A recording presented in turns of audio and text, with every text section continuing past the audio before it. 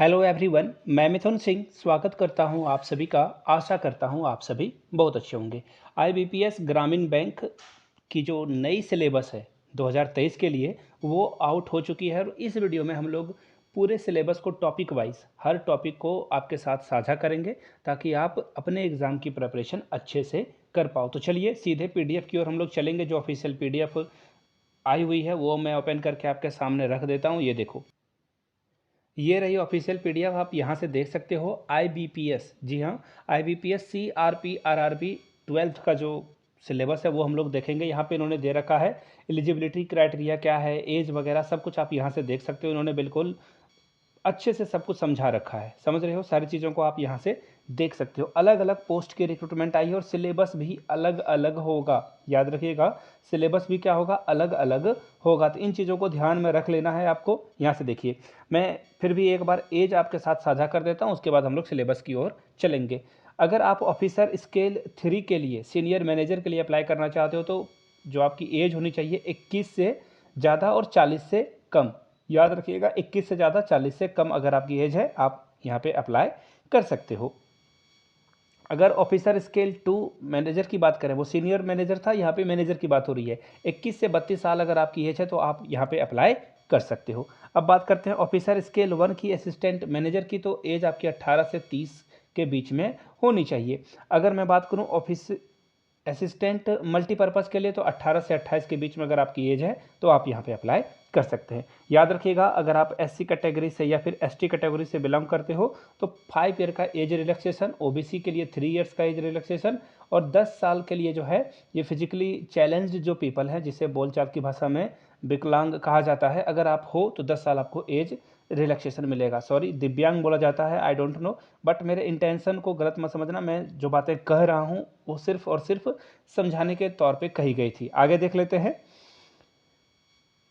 आगे देखिए, सिलेबस आपको मिल जाएगा इसी तरह से। पेज को अगर आप स्क्रॉल करते जाओगे तो you can get the syllabus. ये देखो, यहाँ पे इन्होंने जो है क्वालिफिकेशन, एजुकेशनल क्वालिफिकेशन जो होनी चाहिए इन्होंने क्लियर करके बता दिया है कि क्वालिफिकेशन आपका क्या होना चाहिए। सिलेबस भी आपको मिल जाएगा नीचे जैसे आओगे। देखो, ये रहा सिलेबस। अब बात करते हैं सबसे पहले जो प्री एग्ज़ाम है, यानी कि पीटी का एग्ज़ाम है, उसमें ऑफिस असिस्टेंट मल्टीपर्पस ये पोस्ट के लिए जो सिलेबस है वो देख लो आप। रीजनिंग आपसे पूछा जाएगा 40 क्वेश्चन और 40 ही नंबर आपको मिलेंगे। और अगर मैं बात करूं न्यूमेरिकल एबिलिटी की तो 40 क्वेश्चन यहाँ भी पूछा जाएगा, 40 नंबर आपको यहाँ पे मिलेंगे। टोटल 80 मार्क्स का क्वेश्चन होगा, 80 नंबर ही आपको यहाँ पे मिल पाएंगे। और टाइम जो होगा वो होगा 45 मिनट, यानी कि 45 मिनट में आपको 80 क्वेश्चन को सॉल्व कर लेना है। अब बात करें ऑफिसर स्केल 1 की तो रीजनिंग और मैथ से क्वेश्चन पूछे जाएंगे 40-40 और 80 नंबर ही आपको लाने हैं। 45 मिनट का आपके पास समय रहेगा।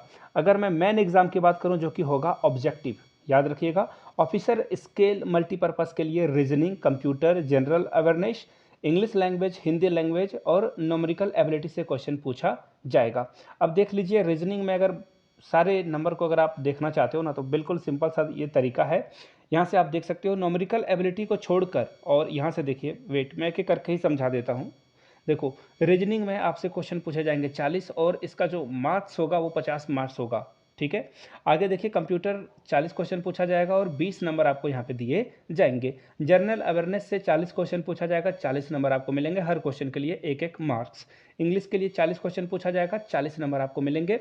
हिंदी के लिए 40 क्वेश्चन पूछे जाएंगे और 40 नंबर ही आपको यहाँ पे मिल जाएगा। आगे देखो, न्यूमेरिकल एबिलिटी की बात करूं, 40 क्वेश्चन पूछा जाएगा और नंबर आपको मिलेंगे 50, यानी कि टोटल जो क्वेश्चंस है, नंबर ऑफ क्वेश्चंस 200 हैं और टोटल मार्क्स भी होगा वो 200 का ही होगा।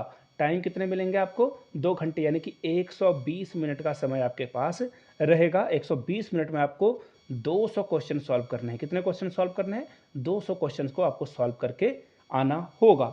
अब बात करते हैं ऑफिसर स्केल की। याद रखिएगा, सिलेबस अलग अलग है हर पोस्ट के लिए। ये ऑफिस असिस्टेंट मल्टीपर्पज़ का सिलेबस था। अब देखो, ऑफिसर स्केल 1 के लिए reasoning, computer, general awareness, English language, इसके अलावा हिंदी लैंग्वेज और मैथ से क्वेश्चन पूछा जाएगा। यहाँ भी 200 क्वेश्चन है और 200 नंबर ही आपको यहाँ पे मिलेंगे। और सिलेबस दोनों का सेम ही है, आई रिपीट, दोनों का सिलेबस क्या है, सेम ही है। इसलिए मैं इन चीज़ों को ज़्यादा अब ध्यान में नहीं रखूँगा। अब देखिए, यहाँ से देख लो आप, जो टेस्ट जो मीडियम ऑफ एग्जामिनेशन होगा हर स्टेट के लिए इन्होंने दे रखा है। जैसे कि झारखंड है तो यहाँ पे हिंदी इंग्लिश से एग्जाम होगा, कर्नाटका हिंदी इंग्लिश कन्नड़ा और कोंकणी से क्वेश्चन पूछा जाएगा, केरला में भी हिंदी इंग्लिश मलयालम। तो ये आपके ऊपर डिपेंड करता है कि आप कैसे चीज़ों को देखते हो। अब देखिए सिंगल लेवल एग्जामिनेशन ऑब्जेक्टिव का जो एग्ज़ाम होगा ऑफिसर स्केल 2 की रीजनिंग से 40 क्वेश्चन, मार्क्स आपको मिलेंगे 50। कंप्यूटर साइंस से जो क्वेश्चन रहेगा वो रहेगा नंबर ऑफ क्वेश्चन 40, 20 नंबर आपको यहाँ पे मिलेगा। फाइनेंशियल अवेयरनेस से क्वेश्चन रहेंगे 40 और मिलेंगे आपको 40 नंबर। हिंदी और इंग्लिश लैंग्वेज की बात करें तो 40-40 और 40-40 नंबर ही आपको यहाँ पे मिलेंगे। अब देखो मैथ्स की अगर मैं बात करूँ डेटा इंटरप्रिटेशन वगैरह के लिए तो 40 क्वेश्चन पूछे जाएंगे और 50 नंबर आपको मिलेगा, यानी कि 200 में आपको 200 क्वेश्चन 200 क्वेश्चन होंगे और नंबर ऑफ मार्क्स भी 200 ही आपका रहेगा। अब देखिए ऑफिसर स्केल 2 स्पेशलिस्ट कैडर के लिए देखिए क्या है सिलेबस। प्रोफेशनल नॉलेज के लिए 40 क्वेश्चन 40 मार्क्स आप ले सकते हो। रीजनिंग की अगर मैं बात करूं तो 40 क्वेश्चन 40 नंबर आपको मिलेंगे। फाइनेंशियल अवेयरनेस की बात करूं तो 40 क्वेश्चन 40 नंबर ही आपको मिलेंगे। इंग्लिश लैंग्वेज में 40 क्वेश्चन लेकिन 20 मार्क्स आपको यहाँ पे मिलेगा। हिंदी लैंग्वेज के लिए भी 40 क्वेश्चन लेकिन 20 नंबर ही आपको मिलेगा। कंप्यूटर नॉलेज में 40 क्वेश्चन और 20 मार्क्स ही आप मैक्सिमम ऑब्टेन कर सकते हो। Quantitative aptitude and data interpretation में 40 क्वेश्चन पूछे जाएंगे 40 and you can get the maximum number is 40।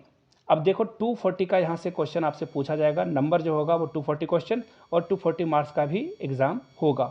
और आपको टाइम कितना मिलेगा 2 घंटे 30 मिनट, यानी कि 150 मिनट आपको यहाँ पे मिल जाएगा, जिसमें कि आपको 240 क्वेश्चन को क्या करना होगा सॉल्व करना होगा। It's all about time. Actually time यहाँ पे बहुत ज़्यादा वैलिड मायने रखता है, बट एक्यूरेसी भी बहुत इंपॉर्टेंट है। स्पीड के साथ एक्यूरेसी भी आपको देखना होगा। ऑफिसर स्केल 3 की बात करें तो रीजनिंग से 40 क्वेश्चन और मार्क्स आपको मिलेंगे 50।